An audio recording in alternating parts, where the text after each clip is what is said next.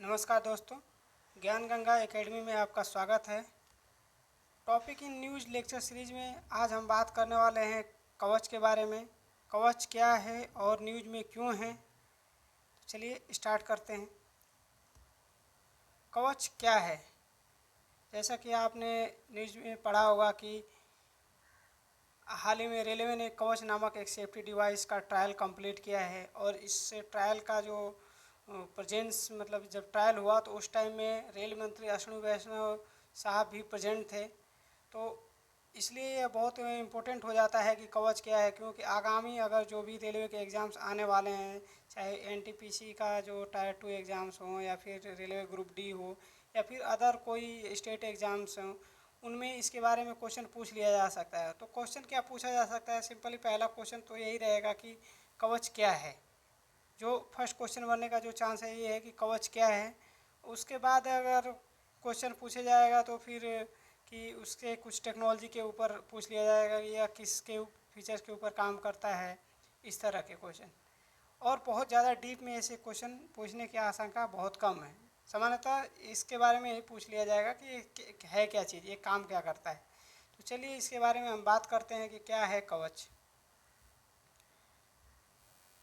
जैसा कि आप देख पा रहे हैं कि कवच जो है यह एक भारत की स्वचालित सुरक्षा प्रणाली है जो कि ट्रेनों की टक्कर को रोकने में सक्षम है। बेसिकली जब जो दो ट्रेनें गलती से एक ही ट्रैक पे एक ही साइड में अगर चलने लग जाती हैं, एक इधर से आ रही है और एक इधर से आ रही है, और तो दोनों को लड़ने का खतरा बनता था। इस चीज़ को अवॉइड करने के लिए भारत के जो रिसर्चर्स ने एक इंस्ट्रूमेंट, एक डिवाइस डेवलप किया है जिसका नाम है कवच।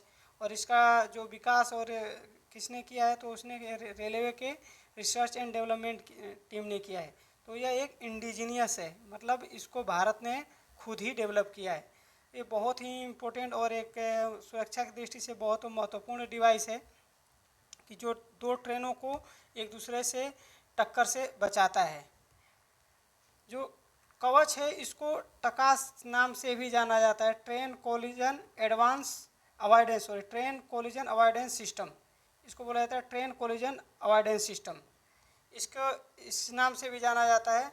और इसके मतलब विकास तो बहुत दिनों से चल रहा था। इसके बाद ट्रायल भी हुआ, इसका जो ट्रायल हुआ अभी हैदराबाद में जब कंप्लीट हुआ, जब दो ट्रेनें मतलब आ रही थी, एक ट्रेन जा रही थी और एक ट्रेन उसके सामने से एक इंजन आ रहा था, और फिर उसका सक्सेसफुली ट्रायल कंप्लीट किया गया। ये कवच काम कैसे करता है? तो ये कवच जो है रेडियो तरंगों का इस्तेमाल करता है, रेडियो फ्रीक्वेंसी का इस्तेमाल करता है। वो कैसे करता है कि फॉर एग्जांपल क्या होता है कि जो एक ट्रेन आ रही है, तो इसके ऊपर क्या है कि कुछ डिवाइस लग जाती है, और फिर आपका जो ट्रेन की जो आपका रेल की पटरी है उसके आसपास में भी अलग अलग जगहों पे डिवाइसेज लगे रहते हैं।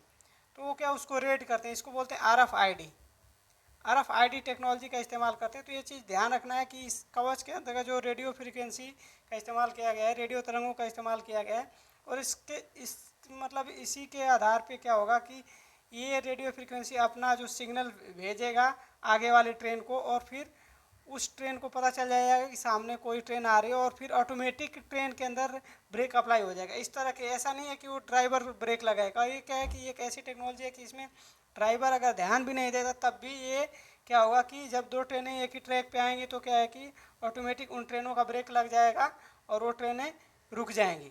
तो इस तरह से क्या है कि ये दो ट्रेनों को कोलिजन होने से बचाएगा और जिससे जान माल की जो हानि होने से बच जाएगी। तो ये सुरक्षा की दृष्टि से बहुत ही महत्वपूर्ण डिवाइस है।